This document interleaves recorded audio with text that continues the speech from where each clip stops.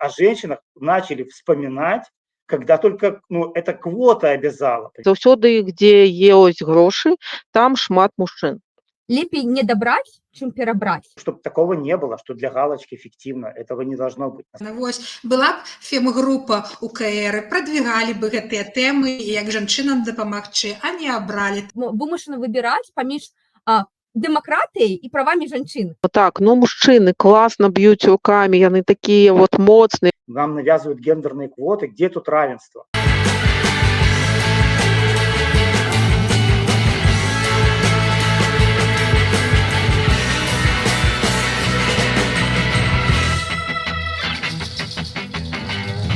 Вітаю спадарства. Мяне завуць Воля, і гэта чарговы выпуск ласкату. У гэты раз ён будзе прысвечаны тэме гендерных квот. Што ж гэта такое? Гэта выпраўленне роўнасці рэпрэзентацыі жанчын ці гэта дыскрымінацыя мужчын? І сёння будзе не зусім стандартны выпуск, бо я запрасіла гасцей, і ў нас будзе трошкі іншы склад. Давайце я іх прадстаўлю. Пачну я са сваёй сяброўкі Яна Карслян, хіміца-навукоўца, блогерка, актывістка, амбасадорка беларускай мовы і беларушчыны ў ЗША і проста цудоўная дзяўчына. Вітанне, Яна. Вітаю всіх. Так, і Яна нас як бы ласкатуха, якую вы ўжо добра ведаеце, а зараз у нас два новых госця. Гэта Роман Кісляк, Роман юрыст-праваабаронца, удзельнік фільм-групы ў каардынацыйнай радзе другога складу, які займаўся разам з іншымі тэмамі таксама і прасоўваннем тым самых крытыкоўных гендерных квот. І таксама Роман, можна сказаць, профемініст. Вітанкі, Роман. Привет. І Марына Зялёная, двухразовая чэмпіёнка свету па тайскаму боксу, актывіст беларускай дыяспоры Тбілісі, абраная дэлегатка ў каардынацыйную раду трэцяга складу ў спісе блока Пракоп'ева-Егорова. Вітанкі, Марына. Усім павітанне і гамарджоба. Так, і я ж не сказала, што Роман у нас таксама з Грузіі, вось, і Роман, і Марына, яны актывісты беларускай дыяспоры ў Грузіі. Роман жыве ў Батумі. Ведаеце, чаму мне стала цікава гэтая тэма, зацікавіла? Таму што я нядаўна паглядзела відэа, стрымы, каментары пачытала, і мяне вельмі здзівіў той факт, што гендерныя квоты крытыкуюць моцна ў беларускім грамадстве. Ад каментароў у інтэрнэце, што гендерныя квоты гэта дыскрымінацыя мужчын, нават да такіх каментароў, што вось гэтыя жанчыны раней пралазілі ў палітыку праз ложак, а цяпер лезуць праз гендерныя квоты. Гэта быў сапраўды каментар, які зачытаў Зміцер Лукашонку эфір Еўрарадыё. Мяне гэта такі трошкі шок выклікала. І яшчэ больш я пабачыла, што вельмі шмат паважаных мною мужчын, блогераў, журналістаў, актывістаў, якія з крытыкай адносяцца да гэтых гендерных квотаў, і нават некаторыя жанчыны. І вось мне вельмі захацелася разабрацца ў гэтай тэме. Я паглядзела, Роман, твой эфір на Еўрарадыё дэбаты з Ульянай Шмітавец. Я паглядзела потым спадарню Сідорскую, якая накаментавала гэты эфір. І я, напэўна, пагаджуся ў тым, што ўсё гэта адбываецца ад таго, што людзі часта не разумеюць, што гэта, навошта, якія там плюсы-мінусы і што адбываецца. І калі эта тэма такая, не вельмі абмяркоўваная ў грамадстве, то атрымоўваецца, што людзі не зусім разумеюць, для чаго мы хочам уводзіць гэтыя гендерныя квоты. Таму я хацела ў такой сяброўскай нефармальнай атмасферы гэта абмеркаваць. І першае пытанне ў мяне будзе да Романа, вось як да юрыста, да такога адмыслоўца ў гэтай сферы. Скажы, можа, вось для людзей, якія толькі што ўключылі наш выпуск, і якія гендерныя квоты, пра што вы кажаце, не зразумеюць. Можаш ты простымі словамі сказаць, што такое гендерныя квоты, для чаго яны ўводзяцца, і ці сапраўды гэта міравая практыка, ці гэта вельмі для ну, не шмат дзе выкарыстоўваецца, тому што вось прыходзіў той самы спадар Віталь Цыганкоў да Лукашука і сказаў, што ну гэта ўсё міфы, што гендерныя квоты паўсюль. Насамрэч яны там у вельмі маленькай колькасці краін. Ён там прывёў прыклад Ірландыі, падаецца, не памятаю дзе яшчэ, сказаў, што гэта не папулярная практыка. Патлумач нам, Роман, калі ласка. Ну, спасибо за вопрос, но, наверное, так быстро не получится, потому что прежде чем объяснить, что такое гендерные квоты, надо объяснить, что, как бы, куда они входят, потому что это часть такого пакета права человека, в который входит такой комплекс, институт, который называется равенство, да, и уже вот как бы в помощь равенству существуют гендерные квоты. Так вот, очевидно, что ну, часть людей, я тоже много слышу критику, это хорошо, что вот эти вопросы поднимаются, потому что часть людей, бывает, начинают спорить, и они спорят, в общем-то, одни говорят за равенство, и другие говорят за равенство, да, и можно согласиться с первыми и со вторыми. И такая как бы дихотомия, такая двухголосие возникает именно потому, что вообще вот комплекс защиты в сфере прав человека, равенства, достаточно сложный. И для юристов в том числе. Ну, большинство юристов, не занимаясь вопросами равенства, и не погружается в эту тему. Ну, к сожалению, нам сейчас приходится, в общем-то, как бы осваивать уже и не только юристам, но и всем остальным, потому что мы в этом плане очень сильно отстали. О чем идет речь? Когда мы говорим о равенстве, в общем-то, мы говорим, есть несколько подходов к равенству, и в праве осталось, ну, несколько, 3, и наиболее доминирующие это 2. Это первое, это равенство перед законом или равенство прав. Второй это запрет дискриминации. Да? То есть надо понимать, что это 2 различных подхода к достижению равенства. Это кажется вот, ну, как бы странно. Для чего это нужно? Потому что само неравенство существует нескольких видов. Есть неравенство формально, да, когда в законе прямо есть определенные ограничения. Как, практически везде это уже преодолено. В большинстве стран мира, кроме там, не знаю, Саудовской Аравии, там очень много формальных запретов для женщин, да, и это было раньше, там, в 19 столетии, это было и в большинстве других стран. Формальные запреты для женщин, меньше возможностей. Вот эти формальные запреты, они в большинстве стран устранены, и остались только, допустим, профессии какие-то. По каким-то профессиям женщины не могут занимать профессии. Это вообще делается как бы вроде как и для их защиты, они как бы тяжелые, но тем не менее. Так вот, помимо вот этого формального неравенства существует фактическое неравенство. То есть устранив формальное неравенство, мы не устраняем фактическое, потому что существует стереотип, существует как бы, ну, привычный уклад жизни, который сформировался столетиями, тысячами лет, и который в общем-то, не меняется. И гендерные квоты на юридическом языке с точки зрения международного права – это специальные меры временного характера. В общем-то, это не жесткий стандарт, то есть можно и без квот, но без таких гендерных квот, или, допустим, как преодоление там расизма, это квоты для представителей других рас. Так вот, без таких квот мы будем вот этого фактического реального равенства достигать, ну, не знаю, 70-100 лет.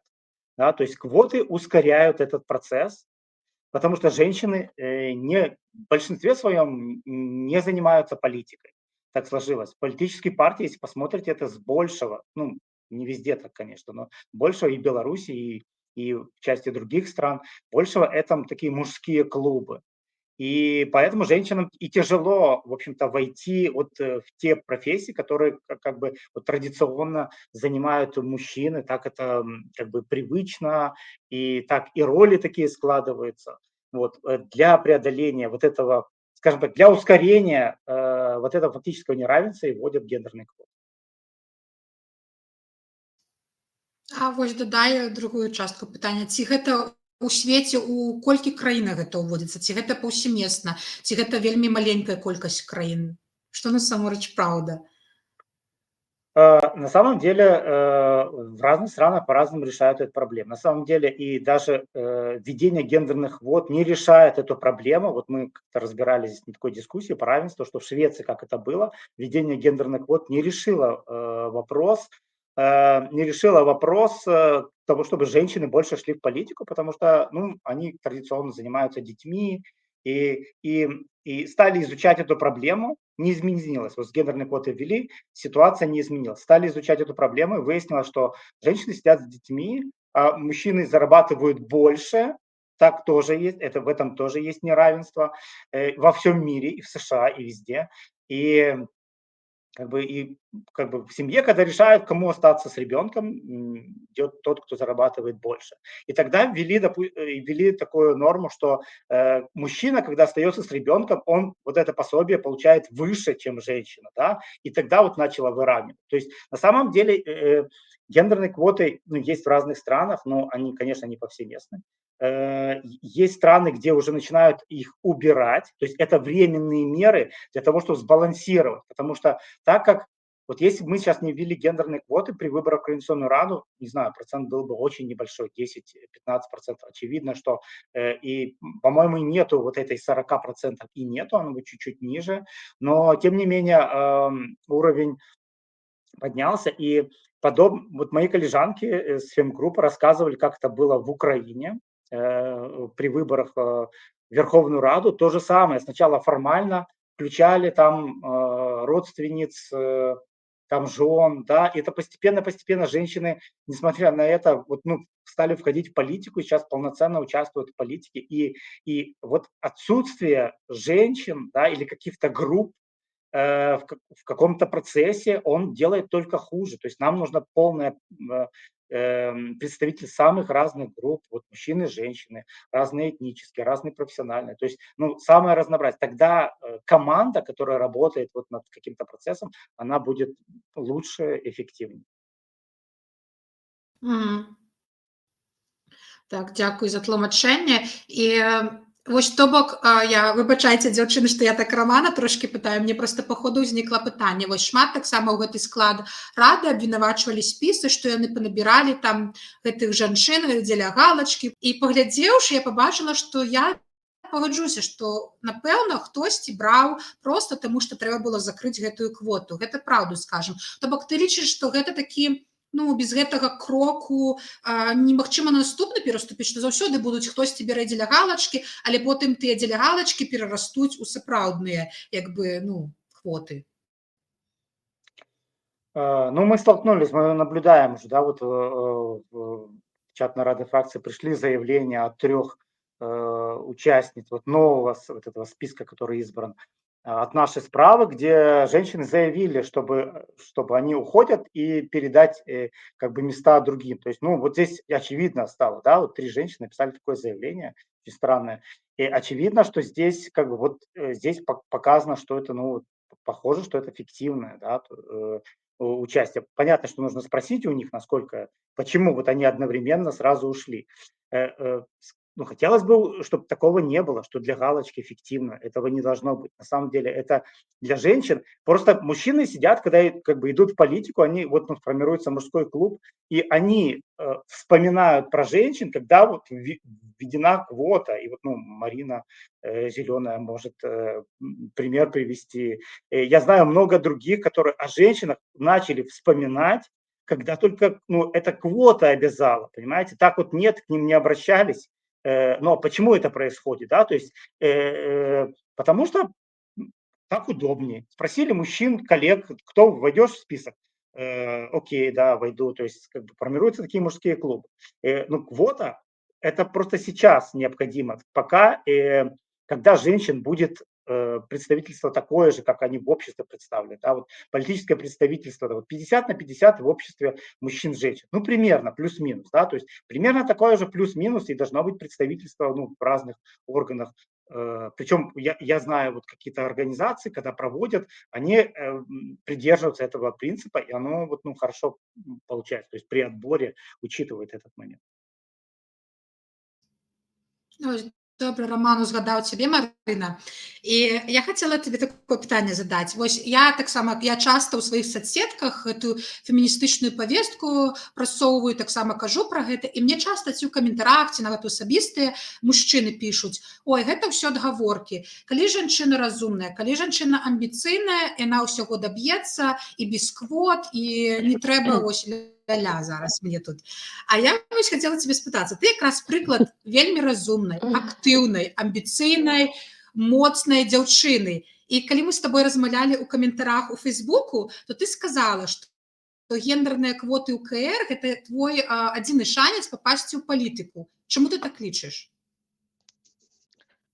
Усім прывітанне, з кім не паспела папрывітанькацца. Дзякуй, Роман, за пазіцыю феміністычную.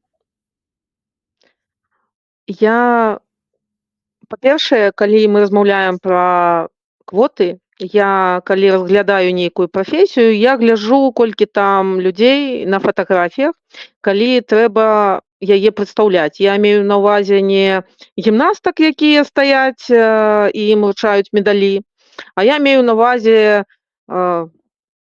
хто іх трэніруе, хто іх лечыць, хто іх сустракае і гэтак далей. І заўсёды, дзе ёсць грошы, там шмат мужчын. Таму не ведаю, колькі грошаў у нас у палітыке, але там, калі ты глядзіш на гэтыя фатаграфіі, там амаль няма жанчын. І гэта не проста так, бо палітыка гэта не толькі нейкія дзеянні, да? Гэта яшчэ, як я так думаю, вельмі весела. Цябе не трэба вырашваць дзіця, цябе не трэба кожны дзень хадзіць на нейкую сумную працу, перакладаць паперкі, а ты можаш сустракацца з рознымі людзьмі, абмяркоўваць гэта, прапанаваць ім далучыцца, альбо улічыць нейкія інтарэсы, альбо мэты, альбо цікавасці. І гэта цікава. І таму там не шмат жанчын, бо яны робяць вялікую колькасць небачнай працы. І калі мы размаўляем пра квоты, то трэба папярэдзіць, што калі вы бачыце мужчыну, то за ім можа стаіць нейкая жанчына, якая гадуе дзіця. А калі вы бачыце ў палітыкі жанчыну, то за ей, калі гэта маці-адзіночка, как я, будзе стаяць няня, якая гадуе яе дзіця, домработніца, якая прыходзіць убіраць хату, бо гэта ніхто, акрамя мяне, не зробіць, калі мы тут у эміграцыі, да? І няма нейкіх мам альбо цётак. І я. То есть мне, каб заставацца ў гэтым месцы, трэба, як у мультфільме, трэба бежаць вельмі хутка на адном месцы, каб быць тут. Поэтому квоты для мяне гэта магчымасць. Бо гэтыя людзі, гэтыя мужчыны, якія будуць са мной працаваць, яны потым, калі яны мяне будуць знаць больш, яны дадуць мне магчымасць рэалізоўваць тое, што я хацела б рабіць, але, па-першае, яны будуць вымушаны прыладкавацца да майго лада жыцця, што ў мяне крышачку можа забалець дзіця, і я магу там уначы напісаць нешта. Альбо мне трэба бежаць у садочак, і толькі пасля гэтага я магу прымаць удзел у нейкіх мерапрыемствах. І гэтак далей. Таму гендерныя квоты – гэта прыўкрасная тэма. Роман усім сказаў, што гэта такая часовая мера, бо ніхто не будзе создаваць нам нейкія падушкі, пакуль усе не зразумеюць, што мы такія же людзі, як і ўсе астатнія, толькі нам нужны крышачку іншыя умовы. І гэта ліфты для актыўных жанчын, каб папасць у беларускую палітыку. А там уже пачынаецца самае цікавае, таму што калі мы распавядаем пра нейкія законы, пра нейкую уладу і гэтак далей, вельмі добра, калі ўсе, хто мае да гэтага дачыненне, маюць магчымасць выказацца. Таму што, як тая же эміграцыя, эмігрыруюць не толькі людзі, у якіх была фірма, якія яны туды перакінулі, і зараз яны працуюць па ўдалёнкі, гэтак далей. Шмат людзей, якія з'ехалі цераз пераслед, як я, маці з маленькімі дзецьмі, нейкія людзі сталага ўзросту, людзі з асаблівасцямі, таксама і псіхафізічнымі, і з інваліднасцю. І добра, калі ўсе ёсць. Таму квоты гэта класна, калі мы нешта вырашаем сумесна. Не толькі таму, што ў нас ёсць магчымасць туды прыйсці, а і таму, што мы навучаемся з рознымі людзьмі супрацоўнічаць. А потым, спусця некаторы час, уже мы ўсе становімся роўныя і размаўляем. бо все ведаюць, што жанчыны паводзяць сябе так, мужчыны так, людзі з інваліднасцю так, людзі сталага ўзросту так і гэтак далей. ЛГБТК будуць весці себя вот так, бо у іх ёсць прапановы, людзі, у якіх ёсць ВІЧ, будуць весці сябе так, і гэта вельмі класна, бо ўсе змогуць дамаўляцца. Я адказала, не ведаю, можа так доўга складана. Не, так, дзякуй. Вельмі хацелася, як бы Роман цудоўна, ведаць, у нас такая добрая кампанія, бо Роман з такога юрыдычнага боку нам расказвае, як гэта вось у свеце, а мы з такога жаночага боку і на асабістых прыкладах можам гэта выказацца. Так што дзякуй. Так. Ну, Вось нарэшце дрэнна, я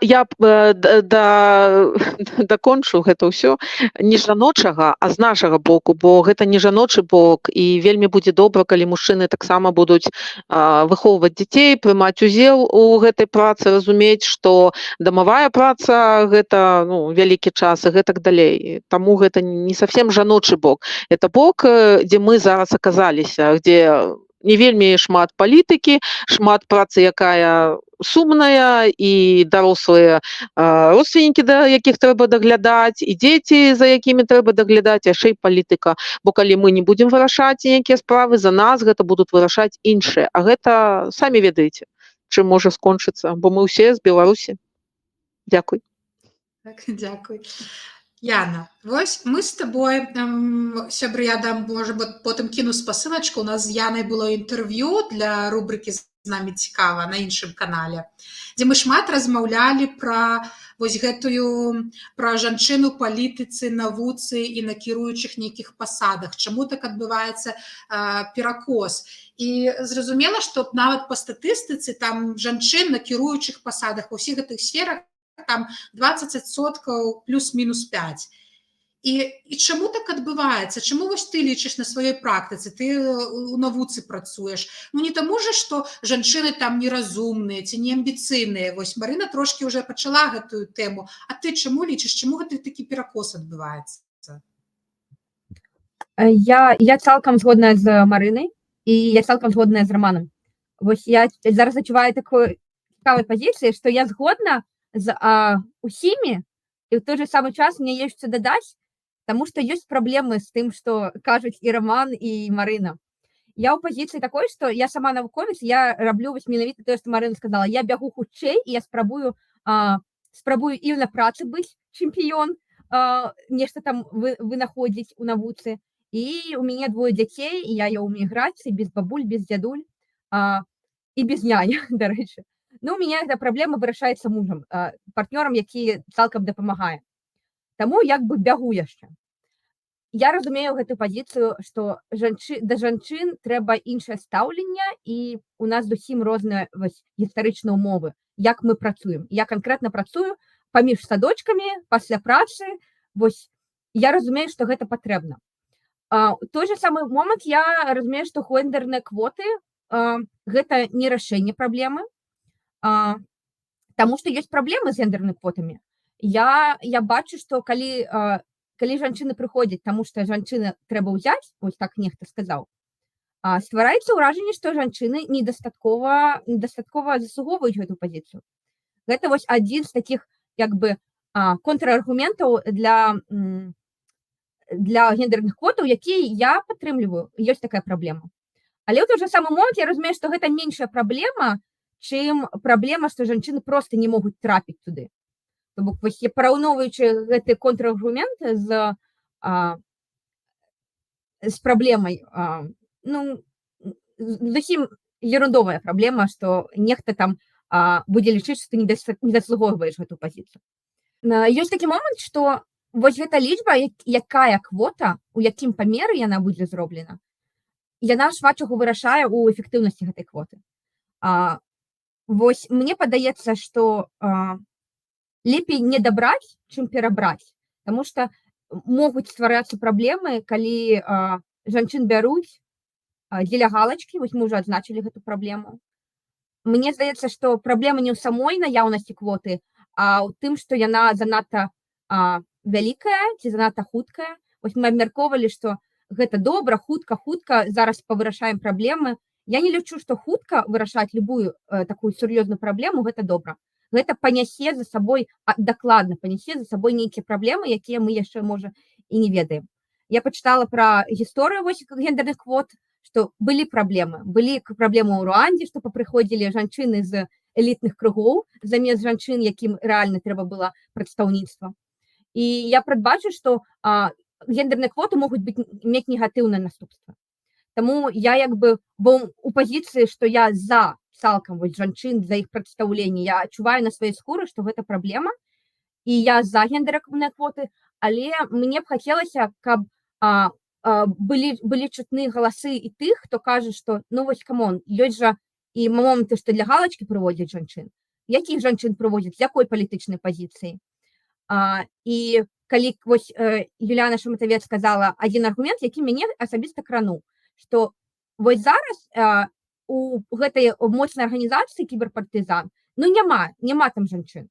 І нам патрэбна гэта арганізацыя. І я адчуваю, што мы па сутнасці вымушаны выбіраць паміж дэмакратыяй і правамі жанчын. Вось як бы у нас тут змаганне ёсць з Лукашэнкам, і гэта важнае змаганне. І ёсць правы жанчын, якія я таксама адчуваю, што ну суперважная праблема. І выбіраць цяжка, і мне падаецца, што гэта шлях у нікуды быць вельмі палярызаванымі і казаць толькі за толькі вось за 40% і ні кроку ў бок. І іншая пазіцыя, што не, супраць вось гэтых квот, вы ўсе не правы.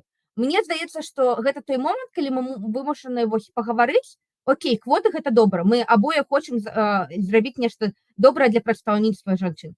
Давайте пагаварым, якія адсоткі і якія могуць быць праблемы, а не толькі вось што добра.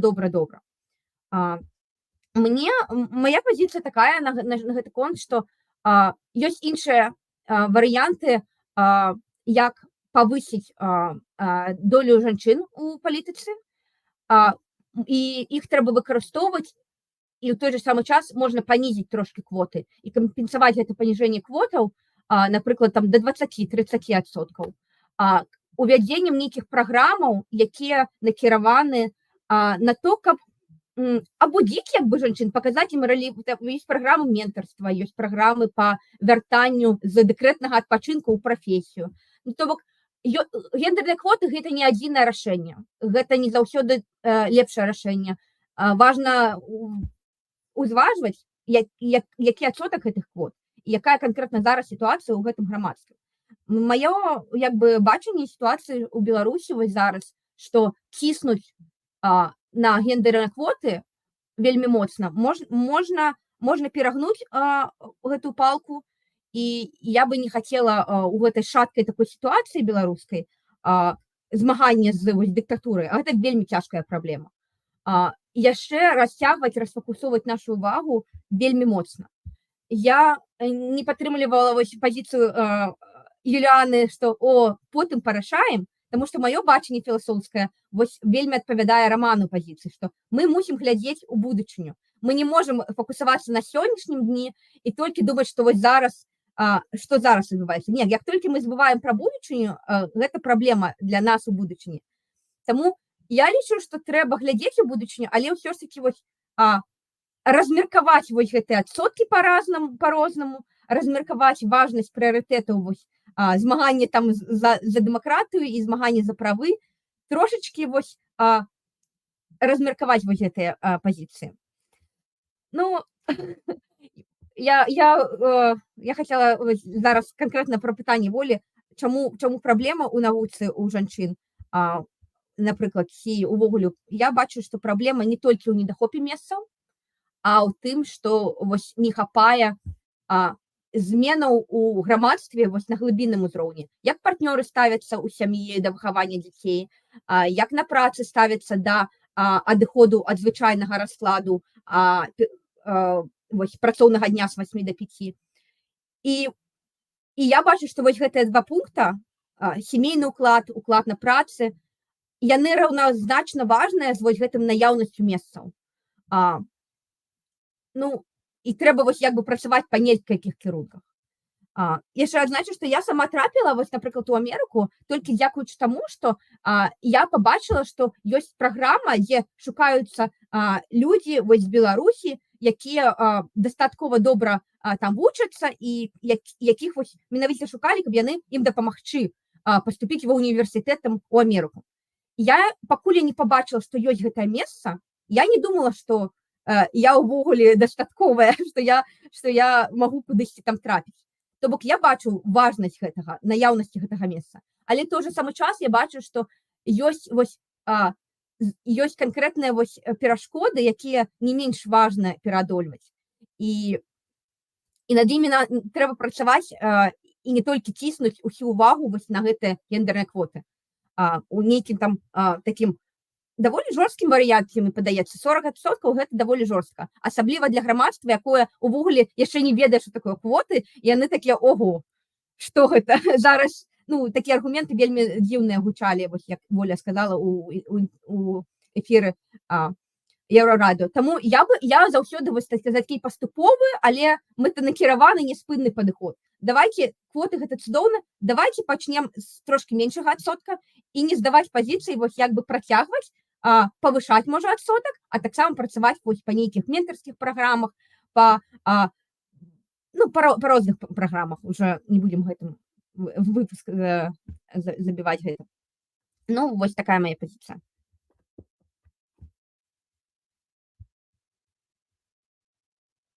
Чуваю, что много сказала. Могу ли я парировать Яне?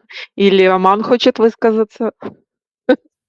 Так, я могу, хочу, я, вы Воля. обидва потім прокоментували то, что Яна сказала. Так, Марина, давай. Добро, да. Я каждый раз, когда я слышу слова о том, что, возможно, на гендерные квоты слетятся разные люди, я хочу сказать, что когда мы совершаем действия, уезжая из Беларуси, нам спочатку трэба навучыцца працаваць з Лукашэнкай унутры сябе. Таму што ніколі не будзе самага лепшага прэзідэнта, альбо самага лепшага парламента, альбо самага лепшага палітыка, альбо самай ідэальнай квоты, бо мы ўсе людзі і мы не торты, каб усім падабацца. Таму маё меркаванне састаіць з таго, што трэба пробаваць і ісці. Бо калі ты бачыш вакол сябе розных людзей, і яны не заўсёды такія разумненькія і супер-пупер успешныя, паспяховыя, прыходзіць паразуменне, што я таксама магу рабіць нешта такое, што сможа дапамагчы маёй краіне і можа даже наилепшим способом.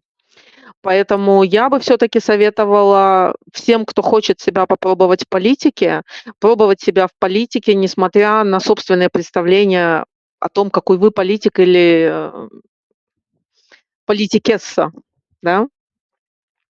Потому что есть медийная составляющая, есть умело снятые, проведенные мероприятия, свита, и если говорить о человеке, то не всегда главный человек, иногда главное является команда. А если мы хотим, чтобы у нас был парламент, если мы хотим, чтобы люди сами улучшали свою жизнь, принимали решения, научались это делать, мы столкнемся с тем, что не все решения будут полезны, нужны. И если говорить о времени, то на долгом плече нам выгодно, белорусам, иметь людей, которые прошли политическую кузницу, которая не состоит из вот этого вот стремительного взлета, а именно состоит из разных событий в жизни политика, в том числе ошибок и сложных периодов. Поэтому я бы предложила начинать с дворовых политических историй, районных политических историй, большого количества каких-то программ, где люди могут объединяться, круглые столы, какие-то мастерские, потому что у нас само представление о политике испачкано тем, в чем мы живем последние года. Политика может быть полезной, политика может быть классной, она может делать жизнь людей лучше и счастливее. Спасибо. Так, дякую, Марина. Роман, додай что-нибудь на того, Да. что сказала Яна и Марина. Я хотел сказать, что Ну, у нас нет всех инструментов. Я согласен с Яной, что помимо вот гендерных квот необходимы и другие способы. Да. Координационная рада – это такой коллектив, который собирает делегатов, белорусских делегатов, белорусов, граждан Беларуси с разных стран мира. И, ну, увы, к сожалению, у нас нет вот программы. Мы как бы Координационная рада – это такой парламент без родины, да, то есть парламент оппозиции без родины. То есть мы в изгнании. Поэтому вот эти все механизмы, которые очень важны вот в нормальной ситуации, это они должны были быть, они должны были помогать гендерным квотам, да, вот устранить это неравенство. В наших руках их нет, потому что в разных странах вот эти вопросы решаются по-разному, мы в разных странах. Эм, на самом деле у нас были споры, да, то есть я сам тоже был сторонник такого постепенного введения, но фемгруппа настаивала на таком хорошем представительстве, 40% это такой золотой стандарт. Вообще нормальное представительство – это, еще раз, 50/50. И хочу обратить внимание, что это второй состав Координационной рады формировался от там разных организаций, в том числе профессиональных.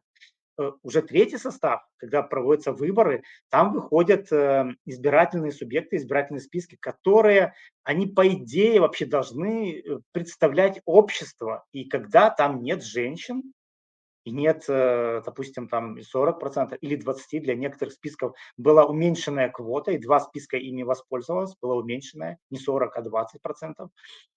Если там нет столько женщин, то вопрос, как они сформировались, представляют ли они как бы, ну, нормально общество. Это вот большой вопрос. Ведь гендерные квоты направлены не только на вот формирование, скажем так, политикума в Координационной раде, но и то, чтобы сами политические субъекты менялись.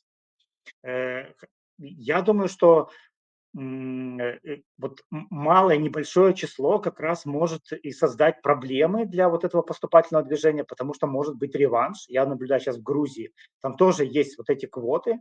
Вы меня видите, слышите? Да?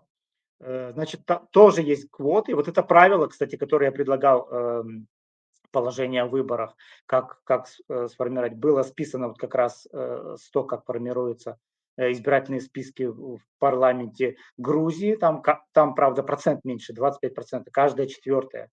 В четверке не меньше одной женщины. Так вот, и эта норма 25% критиковалась многими правозащитными организациями, как маленькая.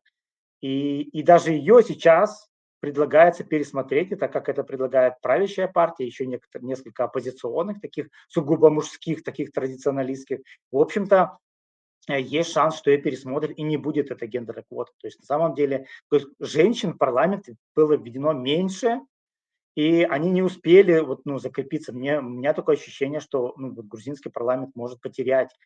И вот это поступательное движение, оно может быть в какой-то момент прерваться и не быть поступательным. Поэтому можно по-разному это реализовывать, но на самом деле это такой непростой путь, и мы можем столкнуться с таким, скажем так, не знаю, возвращением реакции, как бы реваншем тех сил, которые как бы против гендерных квот.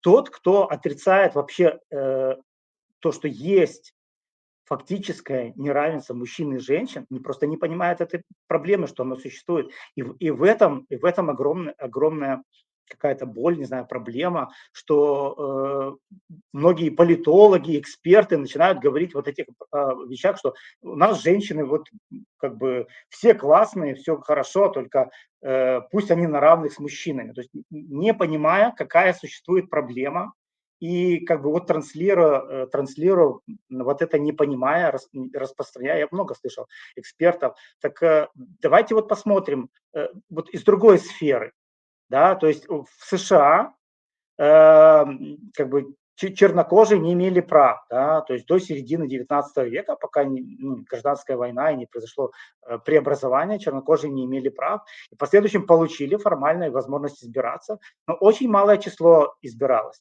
А с 1901 года по там, почти конец 30-х ни одного цветного или чернокожего в Конгресс не избиралось. То есть была такая вот обратная реакция происходила. И уже потом стали появляться, то есть, ну, это число росло. Вот вам пример. То есть даже формально убрав препятствия фактического вот равенства и возможности разных групп войти, в общем-то, бывает и не существует. То есть просто людей не избирают. То есть был бы женский список, его могли не избрать, кстати. Ну вот наш список и не был избран, да, мы не прошли вот этот барьер 3%, когда диаспора и там фемгруппа, возможно, отчасти и поэтому. Понятно, что у нас повестка такая непопулярная. Тот, кто говорит о правах человека, не очень популярный.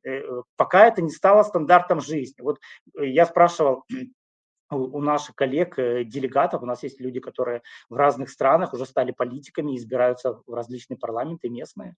Я спрашивал, вот мне говорили, как в Бельгии, например, у Галины Матюшиной, как в Бельгии вот решается гендерный квота. Она говорит, что если мужчина первый в списке, обязательно вторая должна быть женщина. И наоборот, если женщина. То есть это уже стандарт такой, это само собой разумеется. Вот когда мы к этому придем, будет окей. Да?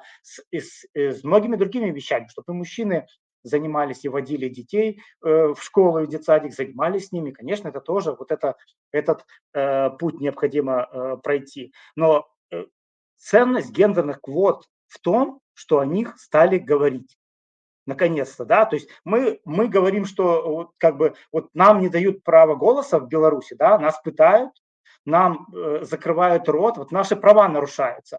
А почему мы не говорим про равенство? Нет, подождите, с равенством, равенство потом. Сейчас важно право нам вернуть, да, сбросить тиранию. Нет, коллеги, коллежанки, да, права человека – это такой комплект, он идет вот вместе все. Если мы говорим, значит, о право избирать и голосовать, и право быть избранным, если мы говорим на свободу выражения мнения, право на мирные собрания, мы должны говорить и про равенство. Потому что это вот комплект прав человека, их не так много. И это классно то, что вот выборы в Координационную Раду всколыхнули и выявили вот разные позиции. И некоторые мои коллежанки говорили, мы были вот изначально против гендерных квот, не понимая, что это такое. Но потом аргументация, вот люди говорили о разных, почему и как это формируется. И они говорят, да, окей, это такой путь, чтобы нас сбалансировать, потому что реально проблемы, которые мы в общем-то, и не замечали. Дзякуй, Роман. Вось я таксама трошкі хочу пракаментаваць. Калі пачалася вось гэтае абмеркаванне гендерных квот і такое быў крытыка, я адразу не зразумела, таму што я дакладна ведаю, што да, вось Роман узгадаў, у нас спіс быў такі профеміністычны, феміністычны, у нас было 8 жанчын і 5 мужчын толькі. І я не адчувала, што мяне туды ўзялі, паклікалі толькі за гендернай квоты, як бы. І у нас лідарка спісу была жанчына.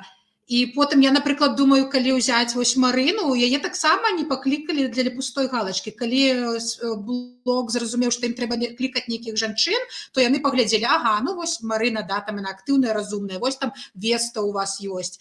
І калі спісы набралі проста дзеля галачкі хтосьці, так гэта ж праблема не гендерных квот, гэта лідараў тых спісаў, хто паленаваліся, пашукаць сярод гэтых жанчын, тых, якія могуць дастойна, якія будуць зацікаўлены, якія будуць актыўныя і разумець, куды яны ідуць і навошта. Гэта проста людзі не хочуць гэтым займацца.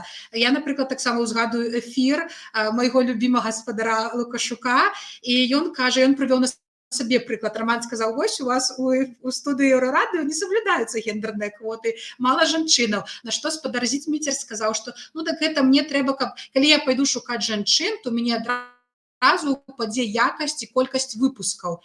І мяне так адразу пакрыўдзіла, думаю, то бок, не існуе журналістаў прафесійных, што адразу, як толькі ён возьме нейкую жанчыну, то адразу ўсе выпускі там все радыё перастануць глядзець, бо гэта будзе нізкай якасці.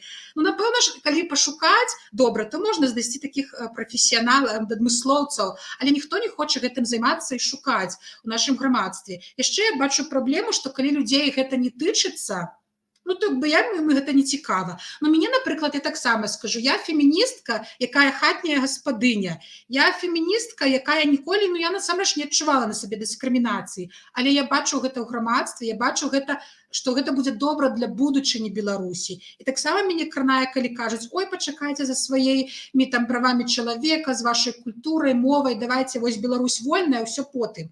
Але ведаеце, калі Беларусь стане вольная, і мы там нейкі ўрад будзе выбраны намі нарэшце, але калі у нас не будзе нейкіх правоў чалавека, то гэта ізноў усё скоціцца да лукашызма. Мне падаецца, што трэба будаваць усё адразу. І я вас хацела у вас такое апошняму пытанню, каб кожны выказаўся. Як вы думаеце, добра, што паднялі гэтае пытанне, і мы бачым, што яно вельмі цяжка ідзе, таму што людзі не разумеюць, што мы можам зрабіць, каб вось гэтым людзям патлумачыць, каб гэта не гучала агрэсіўна, каб гэта не гучала, вось вы так павінны і ўсё. Як знайсці гэты кампраміс, каб людзі зразумелі? Што вы думаеце, як вы бачыце гэта, Яна? Я бачу, што трэба для нетрадыцыйнай праблемы шукаць нетрадыцыйнае рашэнне. Я бачу, што можна працаваць на ўзроўні інфлюэнсераў, прычым не так, што вось некаму заплаціць, каб там праблему нейкую паднялі. Можна проста праз адукацыю на нейкім асабістым узроўні тлумачыць вось сваю пазіцыю, проста выказваць яе. Я вось, напрыклад, пішу там у сваім блоге проста сваю пазіцыю, так як я гэта бачу. Мне здаецца, што нават калі пару чалавек мяне паглядзяць, вось, і яны там будуць у нейкім інфлюэнсерам для некага яшчэ, вось гэта ланцужок, ён ужо будзе запушчаны. Мне здаецца, вось, чым больш людзі будуць выказвацца і паказваць сваім прыкладам, што гэта нармалёва пагаварыць пра правы жанчын, гэта не высакамоўная нейкая тэма. Гэта нармалёва пагаварыць не толькі вось пра правы жанчын, пра палітыку, пра філасофію, пра нейкія тэмы, якія, я б сказала, табуяваныя ў сацыяльных сетках. Вось прыкладам сваім паказваць і не баяцца, што эфект будзе маленькі, што хто я такі. Не, ты зрабіў сваю справу, ты выказаўся, і дакладна хоць адзін чалавек цябе, калі пачуе, гэта ўжо цудоўна. Я не баюся вось гэтага павольнага шляху. Вось як я казала, нейкага пафазавага. Таму што я бачу, што вельмі лёгка паспяшацца і атрымаць крок наперад, 2 назад. І гэта вельмі распаўсюджаная з'ява. Таму я як бы бачу, што, напрыклад, вось гэтае пашырэнне на нейкім такім дваравым узроўні, на нейкім нізавым узроўні, думак і развагаў, размоваў пра вось такія тэмы, як палітыка, там, правы жанчын, правы беларускамоўных. Гэта адно рашэнне. Вось тое, што я сказала, што ментарства як кампенсацыя паніжанай гендернай квоты, мне здаецца, КР магла б цудоўна такое зрабіць, і, напрыклад, стварыць такія ўмовы, што ёсць нейкая праграма, калі жанчын, якіх усё ж такі ўзялі па квоце, для іх была нейкая дадатковая праграма падтрымкі, вось нейкія сазвоны, нейкі абмен досведам дадатковы, каб яны адчувалі больш падтрымкі, і каб нейкія дадатковыя сесіі, там, не ведаю, уводзіны у тое, што адбываецца там у вас у КР. Ну, нешта вось такое. Я ўсё ж такі падтрымліваю, я цалкам падтрымліваю тое, што Роман сказаў, што у мяне няма пытання, што няма дыскрымінацыі, няма праблемы. Я вось бачу сябе як пасярэдзіне паміж аднымі, хто кажа толькі за гендерныя квоты, болей лепей, і тымі, хто все нармалёва, женщины моцныя самі справяцца. Не, я думаю, што наяўнасць вось гэтай палярызацыі, яна праблематычная. І я ўжо бачу, што яна ёсць, таму што ёсць гэтыя гарачыя дэбаты, якія ўжо скалыхнулі. І, значыць, з гэтымі палярнымі меркаваннямі трэба нешта рабіць. І мне здаецца, што ўсё ж такі лепшае рашэнне гэта як бы прасоўваць вось гэтую гендерныя квоты, але трошечкі панізіць у нейкім варыянце, ціск толькі на іх, і знайсці нейкі дадатковыя рашэнні. І вось дадатковае рашэнне, мне падаецца, ментарства, нейкі вось праграмы асабістай мэтанакіраванай падтрымкі жанчынам, і вось нейкае нізавое такое пашырэнне думкі і размоваў у беларускім інтэрнэце, і не толькі інтэрнэце, праз офлайн размовы. Думаць, што вы размаўляеце з нейкім чалавекам, офлайне. І це важно. Це важно, що ти кажеш, як ти виказуєш свою думку і про що ви ввогуле говорите. Нема якби маленького внёска. Не трэба гэтага баяцца. Трэба просто працягваць гэта рабіць і вось як мага часцей. Я лічу, што наша гутарка, яна таксама прыклад вось гэтых нізавых размоваў, калі можа мы не набярэм там сотні тысяч праглядаў, але мы зрабілі гэта і нехта пачуе гэта, і дай Бог, што той, хто пачуе, працягнуў гэты ланцуг размоваў і можа да некага дагрукаецца, хто інфлюэнсер больш шырокай аўдыторыі. Ну вось такія ў мяне прапановы. Дзякуй, Яна. Вось, была б фем-група у КР, прадвігалі бы гэтыя тэмы, як жанчынам дапамагчы, а не абралі. Таму, Марына, ўсё будзе на табе несці гэтую павестку, даказваць, што мы, жанчыны, можам. Ну, я так не думаю, што ўсё на мне будзе. Я жартую. Калі я раздумываю, чым дапамагчы, па-першае, я думаю, што канешне, трэба адчыняць окна Авертона. Кому цікава, можаце загугліць, што такое варунка Авертона, акно Авертона. Трэба размаўляць аб гэтым, паказваць, як выглядаюць жанчыны ў палітыкі, хто яны такія, і можа яны такія ж, як усе астатнія жанчыны. Па-другое, гэта укус вампіра. І калі вы пачынаеце нешта рабіць, і ў вас гэта атрымліваецца, вы маеце досвед. І гэта пазітыўны досвед. І з гэтым досведам вельмі карысна, калі палітык потым вяртаецца кудысьці, адкуль ён выйшаў, і гаворыць: глядзіце, я гэта рабіў там альбо рабіла, чаму мне гэта не рабіць тут? То есть патрэбна ратацыя. Не трэба сядзець там гадамі ў гэтай каардынацыйнай радзе. Я думаю, што вакол шмат шыкоўных жанчын, якія могуць рабіць рэал-палітык, і іншы палітык, і трэба мець да іх давер.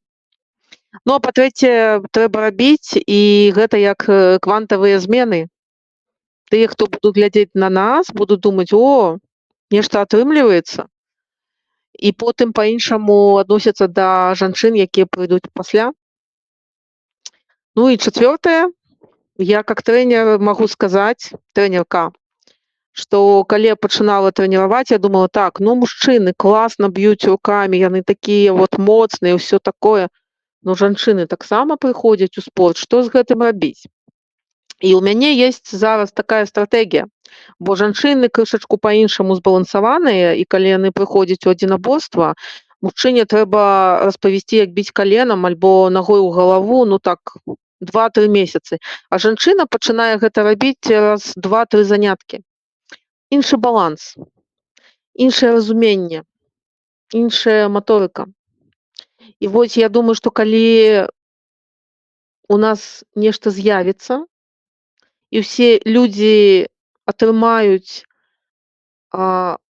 пользу от того, что мы появились в политике, женщин в политике станет больше. Нам нужна польза, очевидный какой-то результат, на основании которого исчезнет этот страх, что вот придет женщина, займет мое место, а вдруг у нее получится лучше.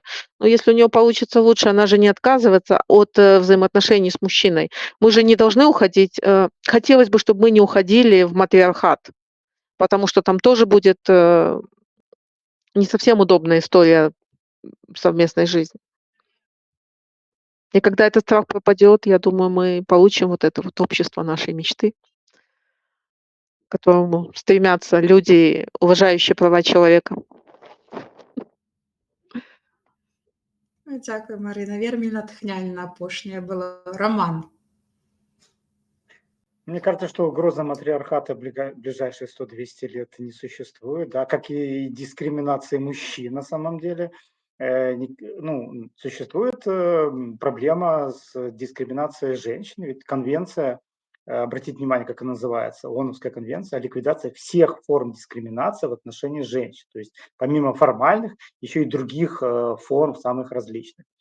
И я хочу сказать, вот как юрист, мы, профессиональные юристы, работаем с конфликтами. Они могут быть разрушительными, а могут быть полезными. И вот этот конфликт, который возник, такой дискуссия, да, в обществе, дискурс очень полезны, потому что многие не задумывались, и не было даже понимания, что там вот равенство или гендерные квоты, или гендерное равенство – это часть вопросов прав человека, и это повод об этом поговорить. Также я как правозащитник, ну, вот мы с коллегами, в общем-то, даже перестроили некоторые программы. Вот Марина участвовала в такой программе «Краткий курс конституционализма». И если раньше мы вот вопросы равенства включали наряду там в темы там очень, то сейчас, увидев, ну, что необходимо работать, в том числе и в обществе, вот с этой темой, мы отдельную тему по равенству. Равенство, недискриминация, отдельную тему посвятили. То есть даже мы, правозащитники, меняем подходы, потому что есть вопросы прав человека, с которыми мы работаем с государством, да, с одним государством, с несколькими, ну, с кем, в общем-то, приходится, да, потому что права человека – это отношение человека и власти. Но также есть вопросы, которые, в общем-то, общество не часть общества, там, или большая, меньшая, часть общества не воспринимает, не понимает, и здесь необходимо работать уже с обществом, это ну, просветительство, образование. Конечно, мы должны говорить, дискуссии, вот эти такие размовы, разговоры очень полезны. Мы вот с коллегами готовим некоторые такие как бы визуальные такие представления о правах человека. Одни из них комикс. И вот этот комикс, как раз мы решили, что из-за как бы, скажем так, такого дискурса по гендерным квотам, из-за привлечения внимания мы посвятили его равенству, гендерному равенству. Я надеюсь, что скоро, в течение буквально месяца, он выйдет, и мы его представим. Поэтому даже мы, правозащитники, меняем свои подходы, учитывая, ну, вот какое нынешнее состояние. А то, что очевидно, что этот вопрос, он так срезонировал, и он срезонировал даже не со стороны тех, кто продвигал гендерные квоты, а это такое было отчасти сопротивление, да, как нам навязывают гендерные квоты, где тут равенство? Да, то есть ущемляют, ну, всех мужчин, должно быть равенство. Ну, то есть, вот, ну, существуют вот разные подходы. Есть разный подход понимания формального равенства. С одной стороны, говорят, формального, все должны быть равны, никаких предпочтений, никаких гендерных квот. Это формальный подход. Но есть подход, что мы должны как бы выровнять ситуацию. Если женщины в худшей ситуации, а мужчины выше женщины, да, по возможностям, то мы должны выровнять. И вот гендерные квоты – это вот этот промежуток, который помогает немножко вот как бы выровнять, пока это не стабилизируется. И ну, как бы хороший стандарт – это когда будет 50 на 50. Вот, и это будет, когда будет естественно и нормально, плюс-минус 50 на 50 во всех сферах, не только политических. Хочу обратить внимание, даже на конференциях тоже мои коллежанки с фемгруппы обращают внимание, что как бы и спикеры выбирают в основном мужчины, хотя есть экспертки и спикерки женщин. То есть нам, правозащитникам, работать и работать. И, конечно, как бы мы рады, что есть возможность вот так говорить об этом на различных площадках и как бы обсуждать и вместе с людьми с общества. Хотела бы еще отметить то, что было бы здорово, если бы вот это 50% этих женщин тоже были предоставлены разными женщинами. Потому что совсем недавно я разговаривала со своей приятельницей, она человек на коляске инвалидной, и, допустим, у женщин, которые нормотипичны, есть одни проблемы, у женщин-матерей-одиночек другие проблемы, у бизнес-вумен третьи проблемы, есть еще женщины с инвалидностью, у которых есть совершенно третьи проблемы, о которых могут не догадываться люди, которые представляют просто всех женщин. А есть еще женщины на инвалидных колясках ЛГБТК, и у них третьи проблемы. Поэтому очень важно, когда мы говорим о 50% соотношениях, мы говорим о возможностях всех остальных женщин тоже представлять себя на каких-то площадках. Поэтому квота важна не только тем, сколько профессионалов туда попадет, но и тем, у скольких людей появится возможность появиться в пространстве общем. И это действительно группы, которых мы вот прям совсем не видим. Спасибо. Можно я так само додам? Я хочу даць, што праблема заўсёды мусіць вырашацца на больш такім глыбокім узроўні. Калі будуць квоты, але не будзе УКР Але калі ў каэры будуць людзі, якія могуць дазволіць сабе сказаць тое, што сказаў Зміцер Лукашук, што ну як гэта я 4 патэлефанаваў, яны адмовіліся, ну возьму мужчыну. Вось гэты ўзровень, калі будуць insecure, як гэта сказаць, небяспечныя умовы, вось атмасфера небяспечная, жанчыны туды не пойдуць. Як бы вось гэтыя квоты не прасоўваліся. І мне у гэтай сітуацыі мне падаецца як бы нашмат важней працаваць вось на гэтым узроўні не толькі квотаў. Не забываць, што квоты гэта не галоўнае. Нашмат важней вось гэтая атмасфера прыняцця ўсіх. І гэта як бы праблема не толькі жанчын, гэта і вось як вы сказалі, людзей з інваліднасцю. Зробім квоты цудоўна, дасягнення, поспех. Але гэта не пра прыняцце ўсіх, гэта пра нейкую такую у лоб рашэнне, хуткае прамое рашэнне, але гэта не такое доўгатэрміновае рашэнне. Мне вось падаецца рашэнне для і жаночых праблем, і вось людзей з disabilities, з інваліднасцю, і праблема беларускамоўных. Это то непрыняцце грамадствам, вось гэта вельмі зафіксаваныя нейкія скрэпы ў галаве, толькі так і ніяк інакш. Вось гэтае развіццё гнуткасці, яно б дазволіла нашмат больш вырашэнне праблем, чым вось проста квоты ў лоб. Таму што вы, Роман, пакуль вы казалі пра правы жанчын і вось пра тое, што трэба не проста даваць усім роўныя магчымасці, а даваць некаму прэферэнцыі, каб выраўняць гэтыя умовы. Это розніца паміж equality and equity. Гэта тое, што я ўжо які год кажу пра беларускамоўных, што мы не можам сказаць, давайте зараз усім рускамоўным і беларускім моўным роўныя магчымасці. Таму што беларускамоўныя проста дыскрымінуюцца на вельмі жорсткім узроўні, нават больш, чым жанчыны. Калі ты беларускамоўная жанчына з дзецьмі, ну, да пабачэння, палітыка і ты, вы як бы вельмі далёка адно ад аднаго. І вось гэты падыход даваць больш прэферэнцый даволі складаны, даваць усім вось прэферэнцыі розным маргіналізаваным групам. Мне здаецца, што вось гэта распаўсюд прыняцця розных людзей і развіццё гнуткасці, яно больш будзе паспяховае. Вось тое, што я казала пра нейкія змены распісання, дадатковае нейкае ментарства для людзей. Калі вось ты бачыш, што чалавеку хоць не хапае, не падыходзіць гэты стандартны расклад КР там сустрэчаў. Вось гэтыя ўсе дробязі, яны нашмат важнейшыя нават могуць быць, чым вось гэтыя квоты. І можа вось жанчыны, якія там адмовіліся ад удзелу КР, могуць вось гэтыя мелкія неёмкасці, яны маглі паўплываць таксама. Я сама вось адмовілася, напрыклад, быць часткай АБА, таму што мне проста мой расклад жыццёвы, ён не падыходзіць пад расклад сустрэч АБА.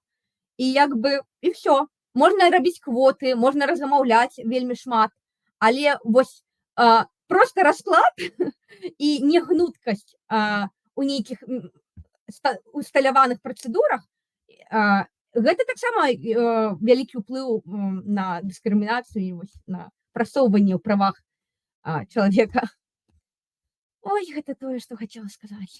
Ведаеце, што я бачу, у чым праблема вось з таго, што пачаў Роман гэтую гутарку, што ёсць як бы зафіксаваная дыскрымінацыя, вось там закон нейкі супраць жанчын. І там у Афганістане, дзяўчыны не могуць хадзіць у школу. Гэта зразумела, што гэта дыскрымінацыя. А ёсць штосьці такое, што нельга як бы памацаць, это нельга пабачыць. І ў грамадстве, гэта патрыархальнае грамадства, кансерватыўнае. І не кожную жанчыну там дыскрымінуюць, і не кожны бачыць гэта на такім узроўні. Это не адбываецца так, што жанчына прыйшла на працу, і ўсё, цябе не ўзялі, таму што ты жанчына. Яно недзе ў таком у размовах, ось, як я наказала, не так у раскладзе, і яно не ўсе яе бачаць. І вельмі складана вось гэта людзям даносіць. Ты кажаш, а людзей такого ў жыцці не было, і там яны не разумеюць, пра што ты.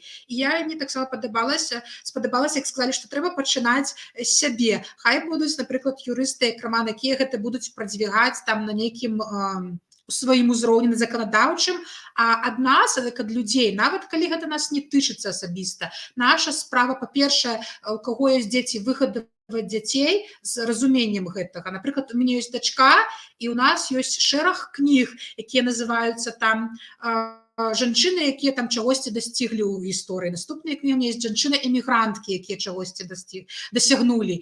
І вось я хочу на прыкладзе паказаць, што калі ты выбачаюся, жанчына, ты можаш ўсё зрабіць, і трэба роўнасць у грамадстве. Гэта не значыць, што ты лепей за мужчын, гэта не значыць, што ты горш за мужчын, гэта значыць, што ты роўная павінна быць. І вось таксама праз соцсеткі, праз размовы з сябрамі, праз сваіх дзяцей мы нарэшце можам пра вось такія сустрэчы, што мы не пабаяліся, прыйшлі, сказалі, і вы, сябры, таксама напішыце нам у каментарах. Нават калі вы не згодныя, толькі абавязкова канструктыўна, без абразаў. Калі вы не згодныя, чаму вы не згодныя, каб мы разумелі, каб мы знаходзілі гэты дыялог. І таксама, калі вам бяспечна, падзяліцеся гэтым відэа, паставце падабайку, падпішыцеся на наш канал і расказвайце пра гэта сваім сябрам, размаўляйце. Таму пра размовы і дыялог, ось без такой дыскрымінацыі мы можам рабіць перамены ў грамадстве. З вами былі ласкатухі, Воля, Яна, Марына, дзякуй, Роман, што далучыўся. Всім да пабачэння, сябры. Да пабачэння.